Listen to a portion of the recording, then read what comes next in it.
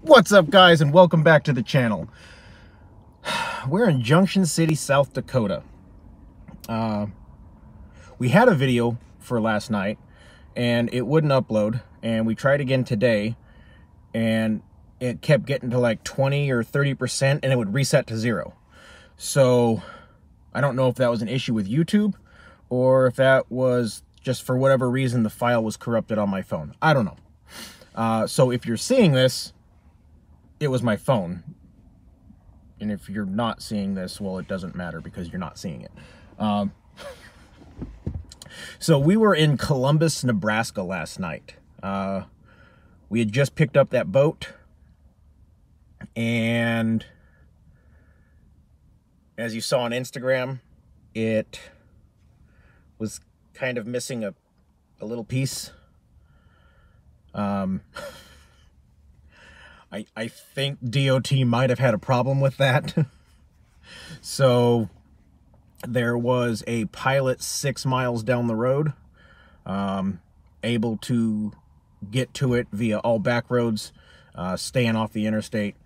And there was 2 reasons for that. One of the tires looked like it was very low on air. They were trying to get me out of that yard real quick because I pulled in right as they were closing. It was a repo yard, so awesome, another repo. But this one wasn't at the residence of the owner, so not bad. So they were trying to get me out of there.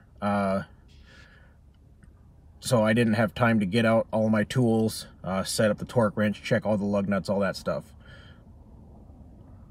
I grabbed them real quick, made sure they weren't like super loose, and then knowing that tire was low on air, and I saw that truck stop was just a couple miles away and could be gotten to via back roads, and missing the whole housing for the brake light, turn signal, all of that. I don't know how that happened. And then the wires were cleanly cut, so it looked really weird. Like it was malicious or something. I don't know. Limped it over there.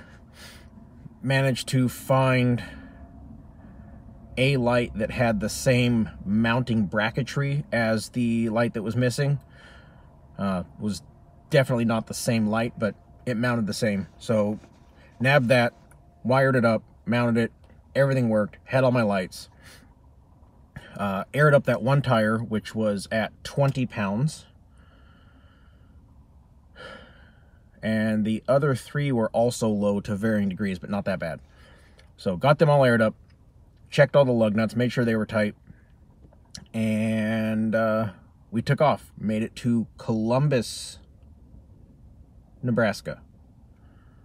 We picked that up in Kearney, Nebraska.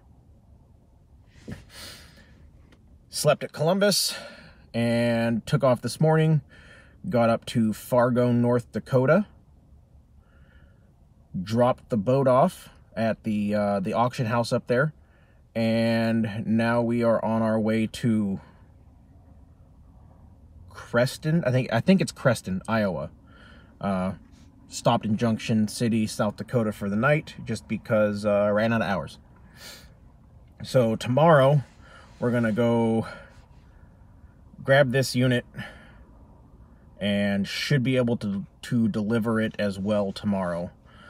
So that'll set us up for the weekend. Not sure that we're going to, well, as of a couple hours ago, there was nothing on the load board anywhere near our drop point that was heading towards Indiana. There was several that were heading away from Indiana. So at this point, we may just deadhead to Indiana. Obviously, we're going to keep an eye on the load board, see what happens throughout tomorrow, see what comes up. If we can get something that'll pay us, great. That'll stop me from doing a 10-hour deadhead. At that point, we're looking at a couple options. Now that I have dropped the load that I had, I can get a second one. It's just a matter of I don't want to dedicate myself to one out of Indiana right now, because something could come up tomorrow morning out of where we are dropping, or somewhere close to, heading towards Indiana. I want to keep that option open. Fiscal responsibility. We're in the truck because wind. There's a lot of wind. So no way I can get you guys a decent video that would have anything remotely acceptable for audio quality. So we're in the truck, and you all know how much I love that.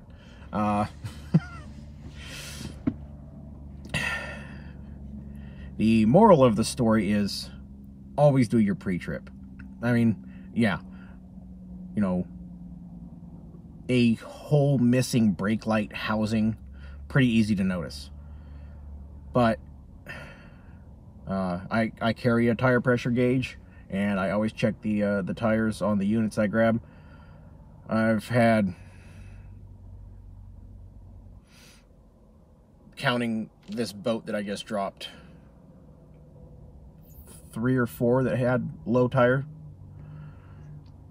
So it happens, you know, these things sit and they don't move for however long they're sitting there, and, you know, check your tires. Just do a thorough pre-trip. I've had several units where the lug nuts were loose, tires, a couple times, like I said. I've had one that had a burnt out bulb. The brake light worked, but the turn signal portion was burnt out. You know, and these are all things that DOT will nail you for in a weigh station. So take the extra. I mean, you're told to do it. They give you a checklist, at least at Horizon. I would assume the other places do as well. You know, take the 10 minutes that it takes to do that. Is, you know, you waste 10 minutes out of your day. Well, it's not really a waste. You know, it could save you from a fine. If it's a bad enough problem, could save you from an out of service. That's, just do your pre-trips. You know, I see guys running every day where I'm like, I can tell just going around them or them going around me, where I'm like, you should probably get that fixed, bud. I don't know. Some people just don't care. I don't get it.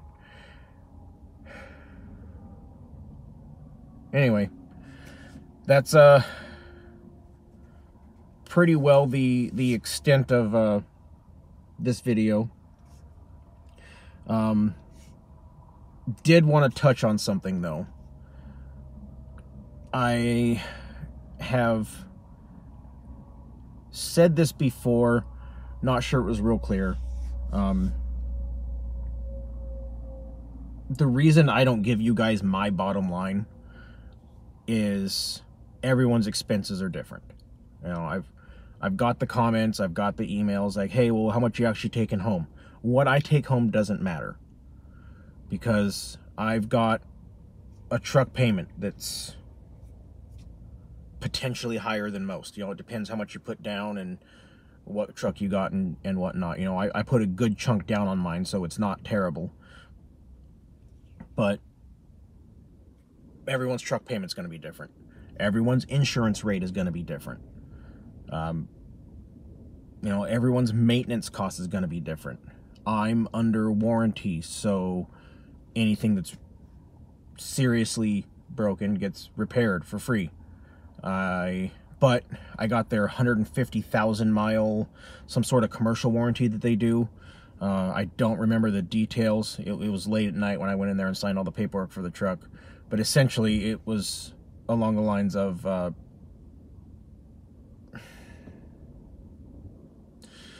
it was something to do with, you had to have a way of a track record for your vehicle.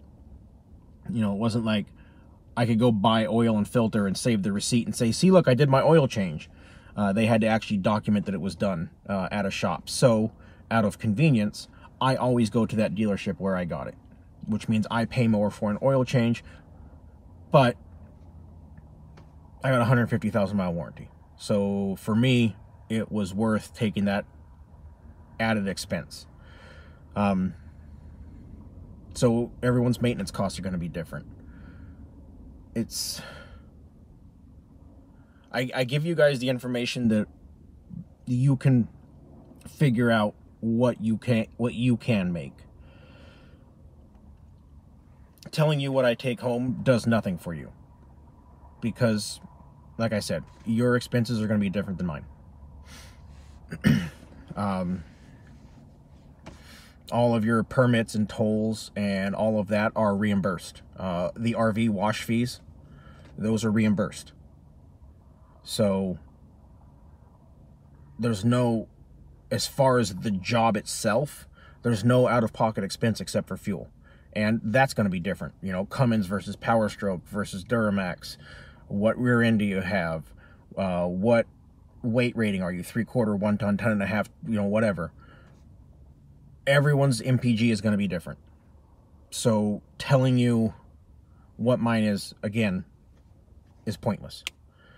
I don't throw it out there because I don't want to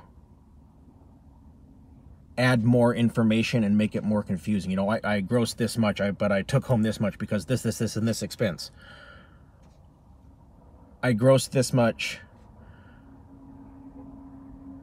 You know, as far as the insurance, you know, I've heard of guys paying $1,200 a month. I've heard as low as $280 or somewhere right around there. It was under $300. So the insurance is going to vary greatly. You know, I'm sorry I can't give you a definite answer, but these are factors that are going to change all that kind of stuff.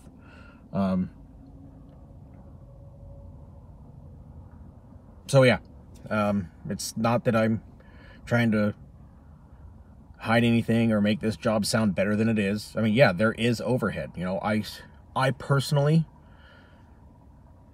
you know, I've never sat down and figured out exactly what I spend on fuel, just because I have a job to do. It's not like I can just decide not to put fuel in the truck. I spend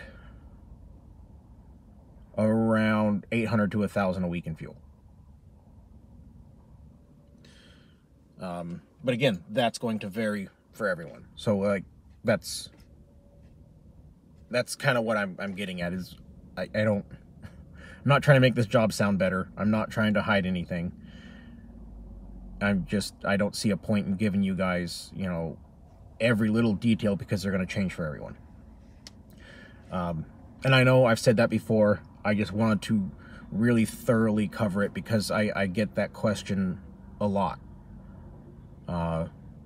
Sometimes people are upset that I do gross instead of net. Sorry, I don't see a point. If you can give me a convincing argument as to otherwise, sure, I'll try and break it all down. But I don't see a reason. I personally don't.